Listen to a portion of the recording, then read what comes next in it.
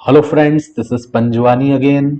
Friends, आज इस video lecture में मैं आपको बताऊंगा कि जो पाइथन जेंगो का प्रोजेक्ट आप हमसे लेते हैं तो उसका बैकग्राउंड इमेज या फिर कोई सा भी इमेज, जैसे ये अबाउट अस में इमेज आप देख रहे हैं, ये आप कैसे चेंज कर सकते हैं। कई सारे लोगों के मैसेजेस आते हैं प्रोजेक्ट परचेज करने के बाद कि इमेज कैसे चेंज करना है, टेक्स्ट कैसे चेंज करना है।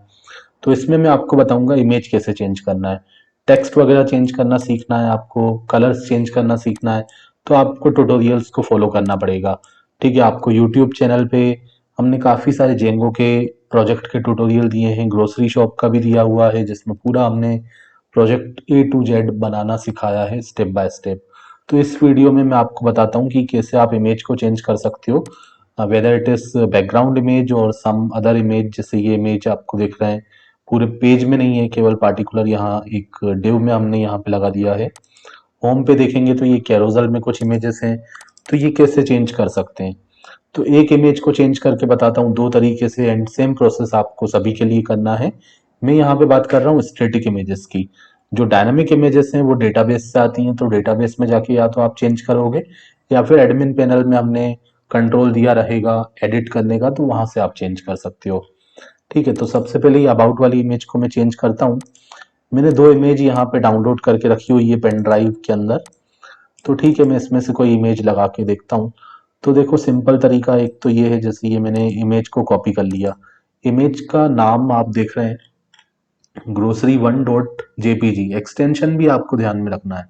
अगर आपके इमेज में एक्सटेंशन डिस्प्ले नहीं हो रहा है तो आपको एक्सटेंशन को इनेबल करना पड़ेगा। व्यू में जाके आप अगर यहाँ पे क्लिक करोगे फाइल नेम एक्सटेंशन पे, तो आप देखो ये इमेज आपको यहाँ पे दिख रही है, बट अभी यहाँ पे इसका एक्सटेंशन नहीं आ रहा, मतलब डॉट के बाद यहाँ पे कुछ नहीं दिख रहा। तो यहाँ पे अगर आप टिक करते हो व्यू में जाके फाइल नेम एक्सटेंशन पे, तो डॉट के बाद जेपीजी डिस्प्ले कर रहा है, या जेपीजी पीएनजी जो भी होगा, तो वो तभी डिस्प्ले करेगा जब आपने एक्सटेंशन को डिस्प्ले करवाया हुआ है। वो कहाँ से आप करते हो, व्यू पे जाके फाइल नेम एक्सटेंशन पे टिक लगा देना। ठीक है, तो अब मैं क्या करता हूँ, ये जो ग्रोसरी 1 वाला इमेज है उसको कॉपी कर लेता हूँ। ठीक है, आपको पता होना चाहिए कि जो इमेजेस हम रखते हैं वो कहाँ पे रखते हैं। जैसे ये प्रोजेक्ट का फोल्डर होता है। ठीक है, अगर मैं डायरेक्ट फोल्डर के फॉर्म में आपको बताऊं, या फिर पाईचाम में भी आप देख सकते हैं, प्रोजेक्ट के अंदर जाके इमेजेस हम कहाँ पे रखते हैं, स्टैटिक के अंदर रखते हैं। ठीक है, स्टैटिक के अंदर इमेजेस फोल्डर बना देते हैं, आईएमजी फोल्डर, मल्टीपल फोल्डर भी बना के मैं करता हूँ। तो यहाँ पे जैसे आप देख रहे हैं, सिंपल एक फोल्डर बना दिया है, सारी इमेजेस इसी के अंदर है। ठीक है, ये देख रहे हैं अबाउट की इमेज ये रखी हुई है। तो आप या तो यहाँ पे आके चेंज करें या फिर डायरेक्ट यहाँ चले जाएं। जैसे कि मैं गया फोल्डर के अंदर एंड ग्रोसरी के अंदर, स्टैटिक के अंदर। ठीक है, हमारा जो एप होता है, एप के अंदर जाके मैं थोड़ा साइज इसका इंक्रीज कर देता हूँ। ठीक है, ये आप आउटर देख रहे हैं, आउटर फोल्डर कुछ इस तरीके से है। ये हमारा फोल्डर है प्रोजेक्ट का, एंड उसके अंदर ये हमारा एप है। एप के अंदर स्टैटिक नाम का फोल्डर है। स्टैटिक के अंदर हमने यहाँ पे इमेजेस के अंदर सारी इमेजेस को रखा हुआ है। अब अबाउट वाली हमारी ये इमेज है। कैसे पता चला ये वाली अबाउट इमेज है, जैसे मैं जाके चेक कर सकता हूँ। अबाउट वाले पेज में मैंने इसका कोड किया होगा। अब कौन सी इमेज किस पेज के अंदर है, किस टेम्पलेट के अंदर है, कैसे पता चलेगा। आपको यहाँ देखना पड़ेगा, जैसे अबाउट है तो अबाउट का यूआरएल पैटर्न देखा क्या है, अबाउट है। कॉन्टेक्ट का मैंने कुछ और दिया होगा, कॉन्टेक्ट दिया होगा। ठीक है, यूजर लॉगिन का कुछ और दिया होगा, तो यूआरएल पैटर्न आपको देखना है। जैसे ये अबाउट है, तो अबाउट है तो यूआरएल पैटर्न आप यहाँ पे देख सकते हैं। यूआरएल पैटर्न में गए और यहाँ पे देखा अबाउट के करस्पॉन्डिंग मैंने फंक्शन कौन सा कॉल किया है, अबाउट फंक्शन को कॉल किया है। एंड अबाउट फंक्शन बना हुआ है views.py के अंदर सारे फंक्शन होते हैं। तो यहाँ पे मैंने कौन से पेज को रेंडर करवाया है, about.html को। ठीक है, वैसे मैं आपको बता देता हूँ कि हम पेजेस के नाम जो रखते हैं काफी मीनिंगफुल रखते हैं। अबाउट वाले पेज का नाम about.html, कॉन्टेक्ट वाले पेज का नाम contact.html, यूजर लॉगिन का user_login.html, इसी तरीके से आपको मिलेंगे।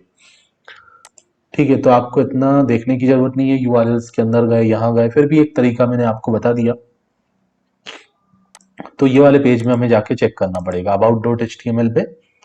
और यहाँ पे आप देख सकते हो मैंने कहीं ना कहीं इमेज को यूज किया होगा, और ये दिख भी रहा है यहाँ पे आईएमजी टैग का यूज करके मैंने स्टैटिक फोल्डर के अंदर है तो यहाँ पे हमें लिखना पड़ता है स्टैटिक एंड उसके बाद जो फोल्डर का नाम है। ठीक है, तो स्टैटिक के अंदर मैंने फोल्डर का नाम क्या दिया है, इमेजेस नाम का फोल्डर है। कुछ दूसरे नाम का फोल्डर होता है तो वो नाम आपको यहाँ पे देना पड़ता। तो प्रोजेक्ट के अंदर ही आपका ऐप के अंदर ये इमेजेस होनी चाहिए। प्रोजेक्ट के अंदर ऐप के अंदर जो भी इमेजेस का फोल्डर है उसके अंदर आपकी इमेज है। अब आपको क्या करना है, यहाँ पे या तो आप चेंज करोगे, दो तरीके बताता हूँ। या तो आप क्या करो, आपने आपके पास जो इमेज है वो आपने यहाँ पे पेस्ट कर दी। अब इस नाम की इमेज यहाँ पे पहले से बनी हुई है ग्रोसरी 1 नाम की।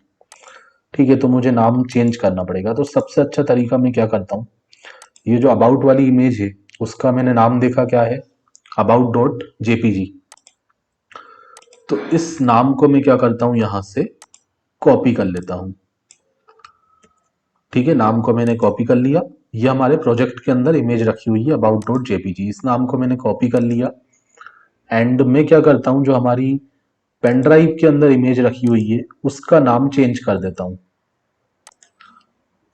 ठीक है, नाम और एक्सटेंशन दोनों।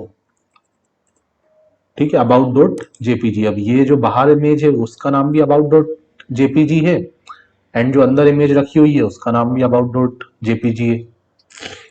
तो मैं इसको कॉपी कर लेता हूं एंड ऐप के अंदर जो अबाउट डॉट जेपीजी वाली इमेज है उसको मैं इससे रिप्लेस करना चाहता हूं। तो मैंने यहाँ पे उसको पेस्ट किया, रिप्लेस का ऑप्शन आ गया, रिप्लेस कर दिया।